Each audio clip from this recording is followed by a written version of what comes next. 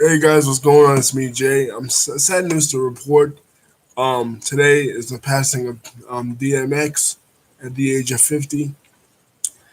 Uh, yeah, he was um, he was in a coma for a couple of days.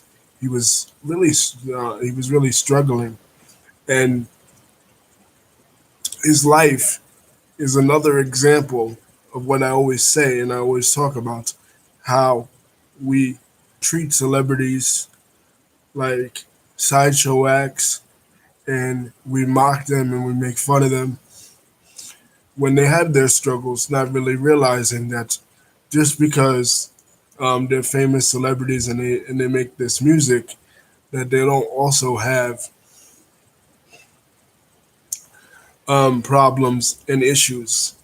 I spoke about this in other videos, like with Whitney Houston, like with Britney Spears, um, like with Michael Jackson. But DMX's music was so um, very powerful and so very real to me, especially in the years of 1998, 1999, 2000. His first album in 1998 um, is Dark and Hell is Hot, and the other album, Flesh of My Flesh, Blood of My Blood.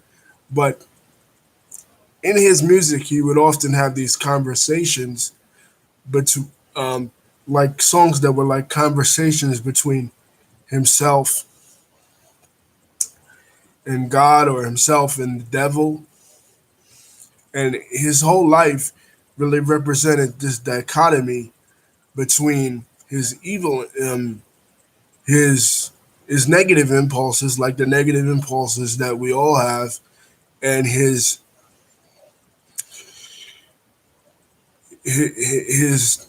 angelic side. He struggled a lot with his spirituality, and he struggled a lot with his um with personal problems and personal demons. And a lot of times when individuals that are well known and well liked celebrities, they succumb to this kind of problem. People say, "Oh, they feel sorry and they feel sad," but while the man was alive and while the man was living, you know, you mocked. A lot of people mocked him for um, his personal problems and his drug addictions. And then when he finally, passes away today, we realize the kind of gem that we lost in this man and his music. What I what I loved about his music was that he was so candid with his problems. He would make songs about it, like slipping, I'm falling, I can't get up. Get me back on my feet so I could tear shit up. That whole song, Slipping, on his second album, that shit is so powerful. And that other song, Ready to Meet Him, you know, all his music, you know, was just always hitting you so hard. Even, the really commercial stuff like Rough Riders Anthem or, What These Bitches Want with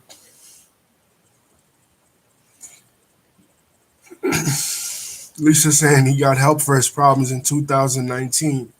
Yeah, but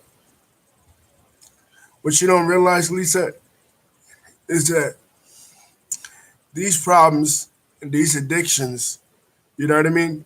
They are constantly, con- you know, addictions are constant. People, even though they get help, um, addiction is uh, a chronic disease and a chronic illness, you know. And oftentimes, people will blame the victim. They'll say, well, he shouldn't have used drugs. He shouldn't have, did what he did. But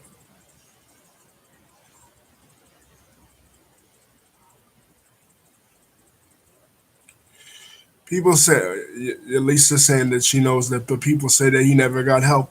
No, he got help. But there was an incident. I remember it was a few years back. But I'm saying about people publicly mocking the man is where he was running naked in a hotel, and they were like, "Oh, DMX, he's so crazy with all his problems." Again, here we go. The man was doing something desperate. It was a cry for help,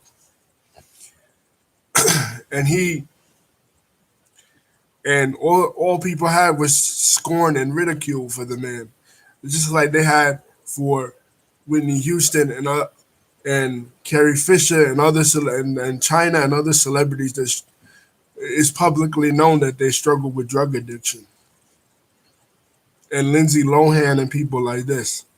You know what I mean? So my point is that when you see a friend struggling and you see a friend, um, possibly relapsing back into some of their old ways,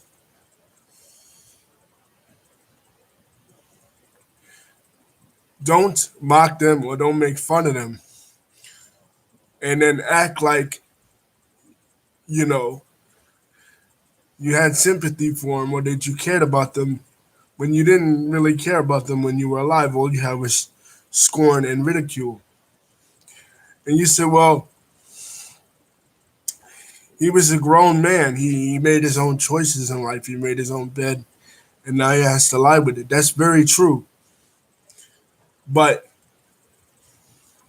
at the same time, unless you've been addicted to, yeah, Peter, unless you've been addicted to drugs or alcohol, you can never really know the kind of slippery slope that people that struggle with these problems are always really on.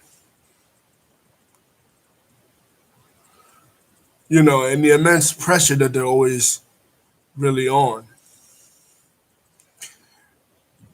And it happens time and time again in our own personal lives and also with celebrities.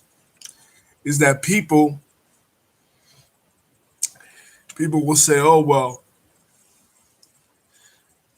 that man or that woman that should get what's coming to them because they struggle with addiction, or they might struggle with an eating disorder, or they might struggle with depression, or they might struggle with self mutilation."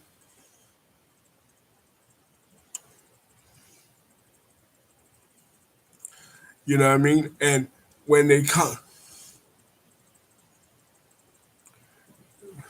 yeah, he was a devout Christian pedo. Yeah, he was.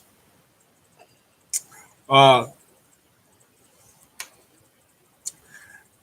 his message was his message was in his music, and his message was in the way he carried himself. You know what I mean? But I kind of look at him like kind of like a Marvin Gaye type because although his music was co- convert covertly spiritual, it wasn't overtly overtly spiritual, but it had a spiritual message to it.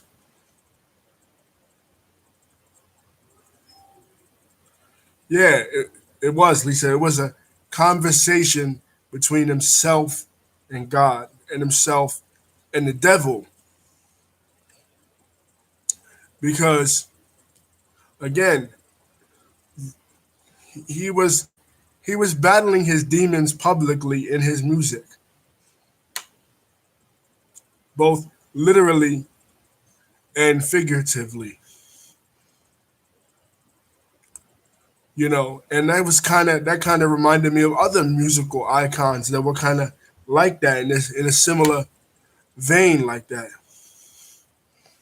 like Marvin Gaye, for example, publicly battling the dichotomy that exists uh, between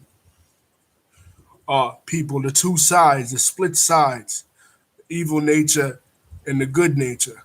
It's like in Kabbalistic Judaism, the evil nature, the Yetzer Hara, and the good nature.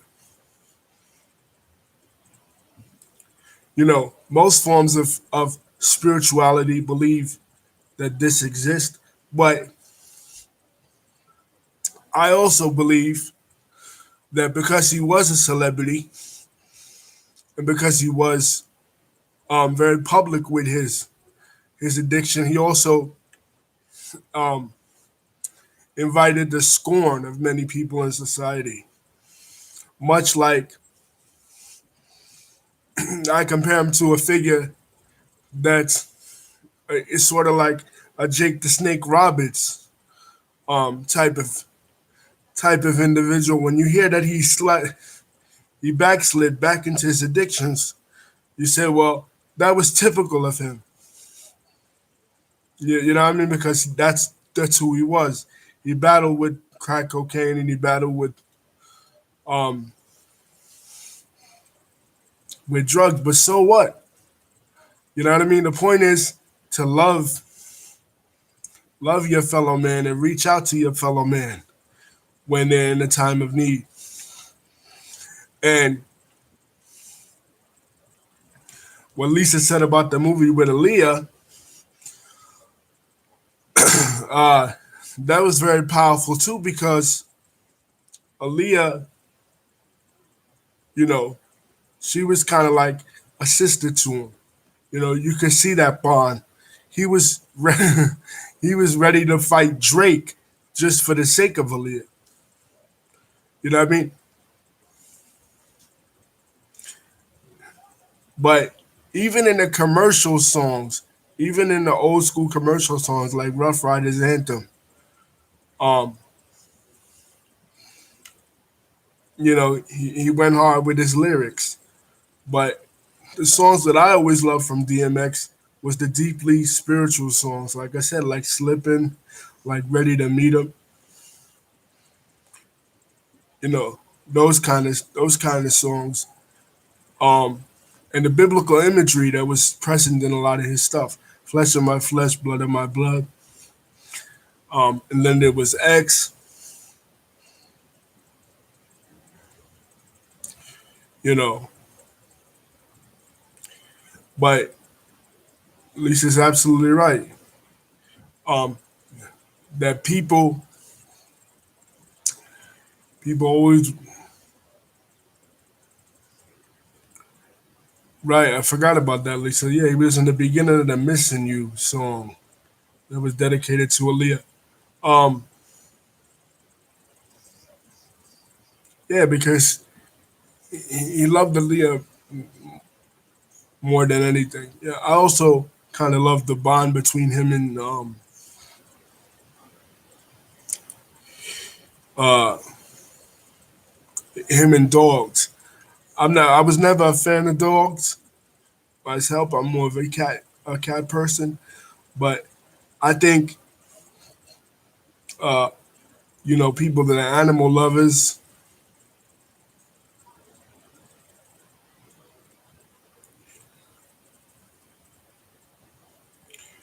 you know, would appreciate the love that he had for animals too. But yeah, me personally, in 1999, 1998, he was most of what I would listen to. Um,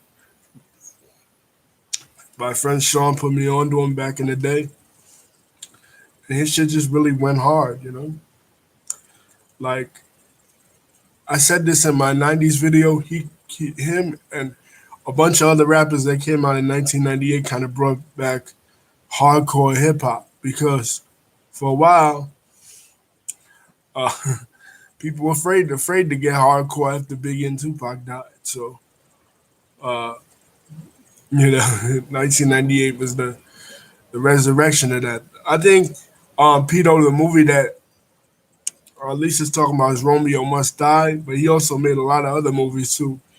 He has an extensive this filmography.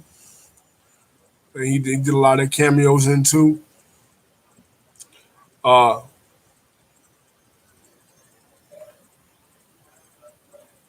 couple of my other favorite songs from him, Where the Hood At, Where the Hood At.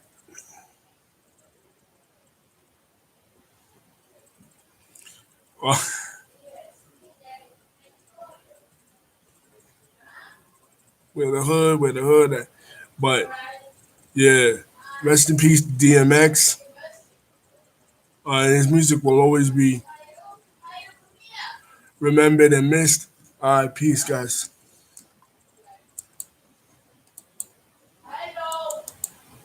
Yeah.